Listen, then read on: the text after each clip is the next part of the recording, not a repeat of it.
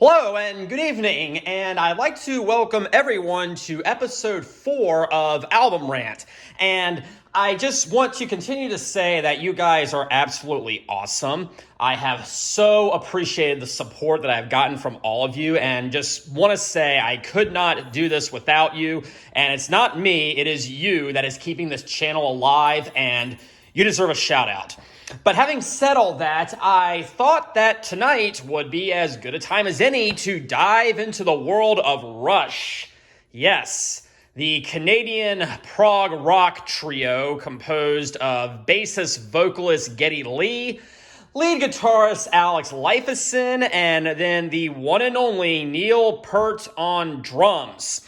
Now, it is going to take me a very, very, very long time to cover all of Rush. So I'm going to start tonight with their 7th studio release entitled Permanent Waves, released in January of 1980.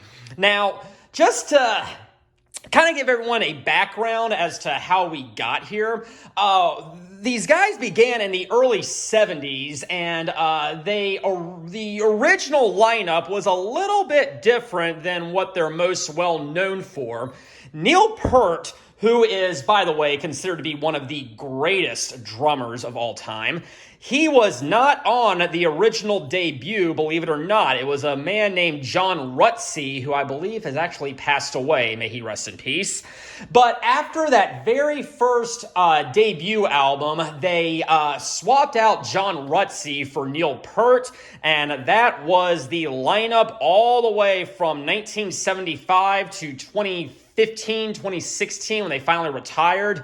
And so it was a very, very long-lasting lineup despite not being the original lineup. But anyways, those first couple of albums were really, they weren't really what Rush is most well known for. They were more bluesy rock, kind of in the realm of Led Zeppelin, which is really good. I am a huge, huge Led Zeppelin fan. But over the next couple of years or so, they kind of evolved. Their second album started, which was called Fly By Night, released in 1975, by the way, started introducing a lot of multi-section, multi-part numbers, and they were kind of shifting towards prog rock instead of just straight up blues rock. But then in 1975 as well, the latter part of 1975, they released Caress of Steel, which was incredibly ambitious. It had 2 very, very extended numbers called The Necromancer and The Fountain of Lament. Unfortunately, audiences didn't really take to it, but they stuck to their guns. And the following year, 1976, they released 2112, which is one of the greatest prog rock albums ever. The very first side was composed of the title track. It was 20 minutes in length, and it was awesome. Then after that, they released 2 other very, very proggy albums called A Farewell to Kings in 1977 and Hemispheres in 1978. And that brings us to where we are right now, their 7th studio release called Permanent Waves from 1980. So let's see what we have here on the back. Okay, there's the lineup right there. Okay. Right there, we have the Professor, Neil Peart. We have Geddy Lee right there on lead vocals and bass guitar, later keyboards.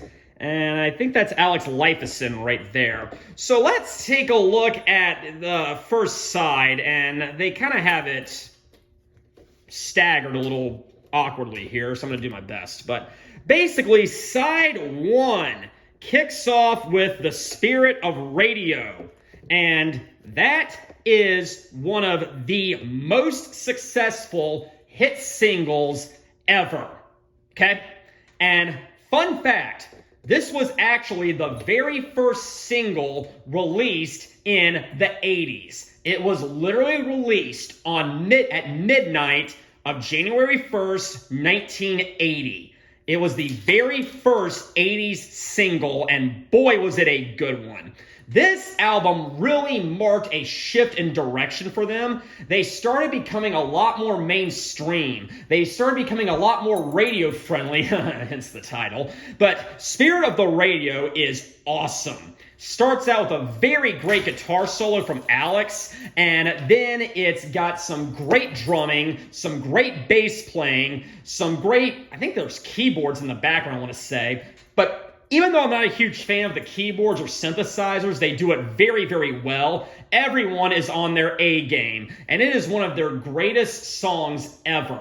I first got into these guys in late 2002, and I wasn't really familiar with them. I just picked up a greatest hits because someone, recommended them to me, and I was just like, wow, I didn't know they did that song. I've heard it like a bunch, but never really clicked me that it was Rush, so yeah.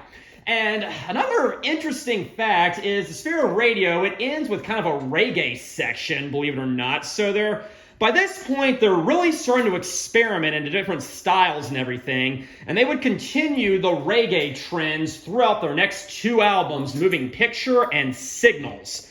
But then we go to the second track, which is entitled Free Will, which is another huge radio single, and it is also a very, very successful song. It comes on classic rock radio all the time.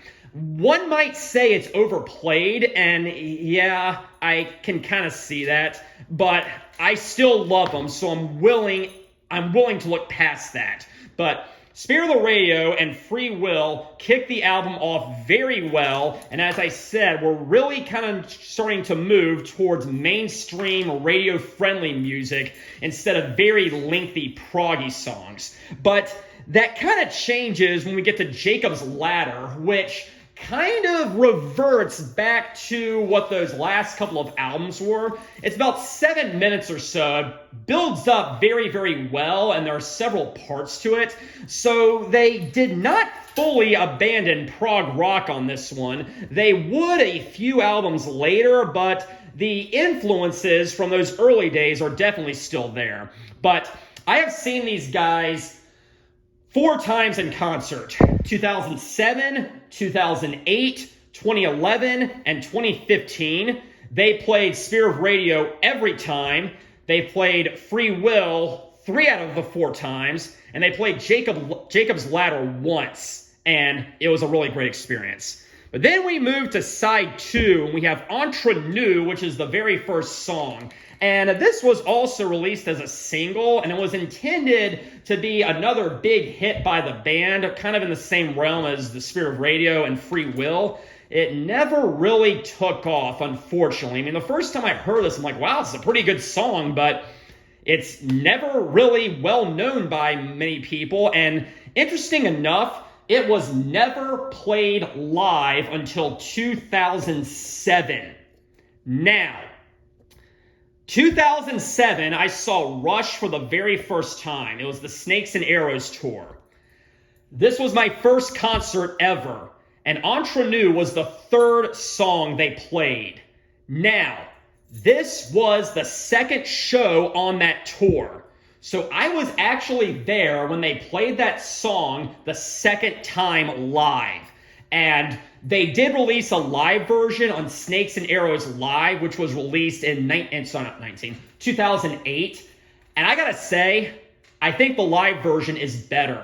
It flows better. It has a better rhythm. Geddy has kind of had to tone down his voice a few octaves just because he was getting old and everything. So the instruments were toned down as well. But you really need to check out that live version. It, I think, surpasses the studio version. Then we have Different Strings, which is probably the weakest song on here. I've noticed that Rush tends to have a ballad be the second to last song on most of their albums, and Different Strings is the representation on Permanent Waves. I never heard this one live. That is the one song from this album I never heard live. But then it closes with Natural Science, which is definitely the proggiest song on here. It's broken up into 3 different movements. It has got a great rhythm. It is very, very hard-hitting, and it's definitely very, very solid prog rock. They played it the very first 2 times I saw it, and I saw them, and I love Natural Science. Again, it's very much in the realm of what they did on the previous 2 albums of Farewell to Kings and Hemispheres, and I think it's a great album closer. Multi-part, well-written, well-performed, great song. So anyways, that is going to conclude this episode of Album Rant, and I just want to say thank you very much for joining me. Please like and subscribe. Please post your comments. You are welcome to disagree with me. Just please keep it respectful, no profanity, and no politics. Finally, next week we are going to take a look at something that's very, very confusing, surprisingly enough. But until then, have a good night. Very pleasant evening.